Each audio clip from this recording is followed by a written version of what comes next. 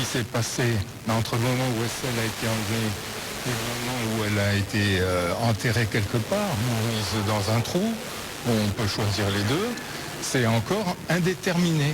Donc c'est quand même effarant qu'au bout de 20 ans, on ait autant de trous dans la chronologie de ces crimes.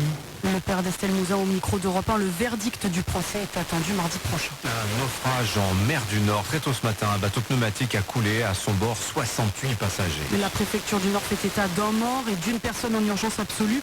L'ensemble des passagers est pris en charge à l'hôpital de Calais. Le ministre de l'Intérieur, Gérald Darmanin, est attendu sur place ce matin. L'immigration au cœur d'âpres négociations entre Matignon et le Palais Bourbon depuis lundi.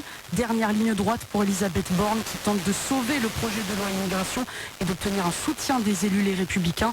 Le texte passe en commission mixte paritaire ce lundi. Autre dossier brûlant pour le gouvernement, tout aussi clivant que l'immigration, celui de la fin de vie. Le projet de loi sera présenté en février prochain. Une première version du texte a fuité hier, déjà jugé indigent et permissif par un collectif de soignants.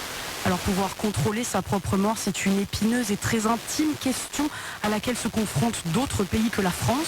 Aux États-Unis, par exemple, le suicide assisté est autorisé depuis 1997 dans l'État de l'Oregon, le premier à avoir adopté une législation en la matière. La loi intitulée « Mort dans la dignité » permet au patient de s'administrer lui-même le cocktail mortel à Vivafrid. Oui, l'une des conditions expresses de la loi, c'est que le patient doit pouvoir s'administrer lui-même la dose létale, par voie orale ou injection. Pour avoir le droit de se faire prescrire les médicaments qui serviront au suicide, le patient doit être âgé d'au moins 18 ans, avoir toute sa tête, ce qui exclut par exemple les malades d'Alzheimer, et il doit être atteint d'une maladie qui lui laisse moins de 6 mois à vivre. Si toutes les conditions sont réunies, alors un médecin pourra faire une ordonnance, mais dans un délai d'au moins 15 jours après une demande écrite, puis une demande orale. Le jour où le patient décide de prendre les médicaments, aucun médecin ou personnel médical n'est en revanche tenu d'être présent.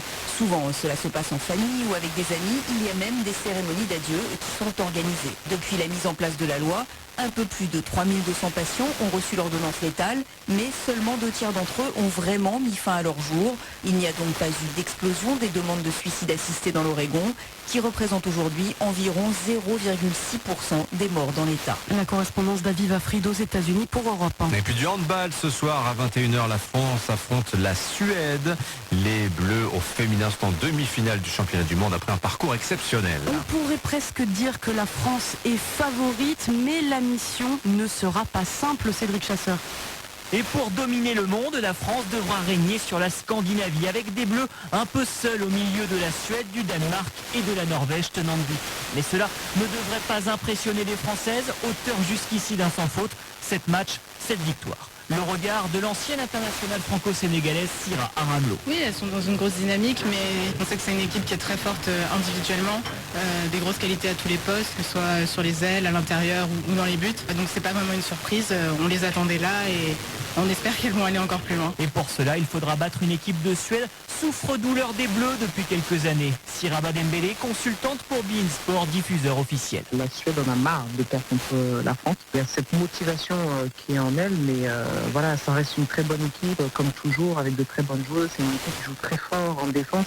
Donc je pense que ça va être un match serré jusqu'à la fin. La Suède, que les Bleus avaient déjà écarté en demi-finale, c'était au jeu de Tokyo il y a 2 ans. La France avait alors